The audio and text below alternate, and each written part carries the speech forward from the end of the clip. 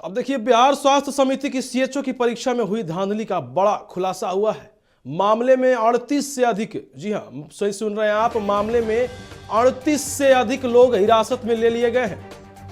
आर्थिक अपराधी इकाई और पटना पुलिस ने देर रात तक पटना से लेकर दानापुर तक छापेमारी लगातार की है और छापेमारी के दौरान कई डिजिटल उपकरण मिले हैं। उनकी फोरेंसिक जांच कराई जा रही है। जांच के दौरान खुलासा भी यह भी हुआ है कि माफियाओं ने ऑनलाइन सेंटर को हाई डिजिटल तरीके से सेटिंग किया था।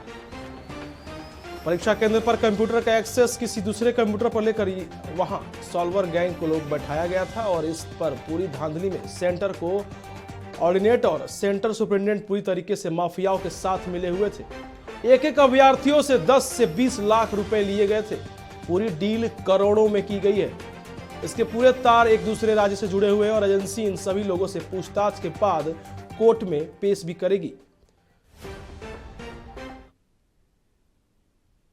बंद रखने का ये क्या हुआ? सीज हुआ है ये क्या हुआ? क्या ड्यूटी लगी है? ड्यूटी क्या आपको? इसमें क्या लिखा हुआ है? अब लिखा हुआ है कि परीक्षा रद्द है। हाँ, आपको सूचना नहीं मिली थी कि यहाँ पे परीक्षा रद्द कर दिया गया है? जी नहीं।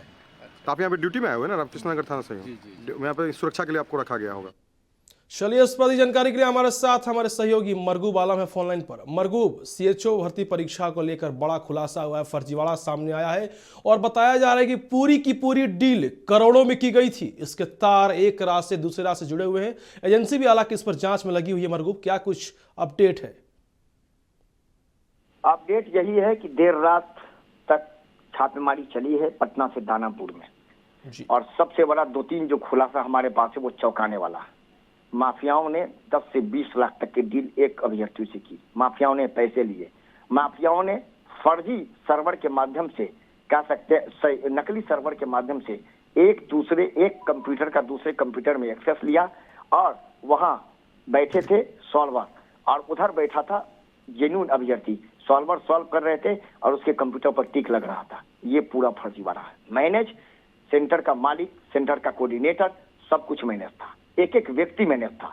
सभी व्यक्ति को पैसे दिए गए और पूरी की पूरी डील बिहार के बाहर बैठे राज्य में जो बिहार के ही माफिया हैं उन लोगों ने की थी। इस मामले में कल ही परीक्षा को स्थगित कर दिया गया। कल की परीक्षा को स्थगित किया गया, परसों की परीक्षा को रद्द कर दिया गया। पूरा मामला करोड़ों में जा रहा है। आर्थिक अपराध इकाई ने अभी तक 38 लोगों को गिरफ्तार कर लिया है।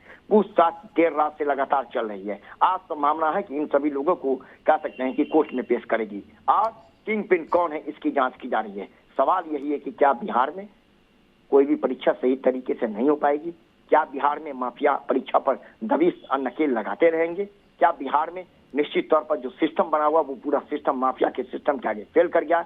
बड़ा सवाल है। हमें अमन देखना है इस पूरे मामले में कौन किंग पिन है, कौन माफिया है जो पूरे मामले में इस पूरी चीज को, करोड़ों की डील को डील किया है। सवाल है, पूछताछ चल रही है। बड़े खुलासे की संभावना रखिए। जो खुलासे होंगे मैं अपने दर्शकों को एक एक खुलासे से अवगत कराऊंगा। लेकिन इतना जरूर है कि इस पूरे, कह सकते हैं, इसमें आखिर राज्य स्वास्थ्य समिति के क्या कोई व्यक्ति भी मिले हुए हैं, कर्मचारी भी मिले हुए, इसकी भी जांच चल रही है। निश्चित तौर पर आने वाले दिनों में बड़े खुलासे होंगे। पूछताछ के बाद जब कोर्ट में पेशी होगी तब पता चल पाएगा कि माननीय न्यायालय का क्या आदेश है और क्या आर्थिक अपराध इकाई इन लोगों में से किसी को रिमांड पर लगी। इतना जरूर है कि पूरा का पूरा परीक्षा को माफियाओं ने हाईजैक कर लिया था। बिल्कुल, बहुत बहुत शुक्रिया जानकारी के लिए मरगूब। तो देखिए, सीएचओ भर्ती परीक्षा का बड़ा फर्जीवाड़ा का मामला सामने आया है।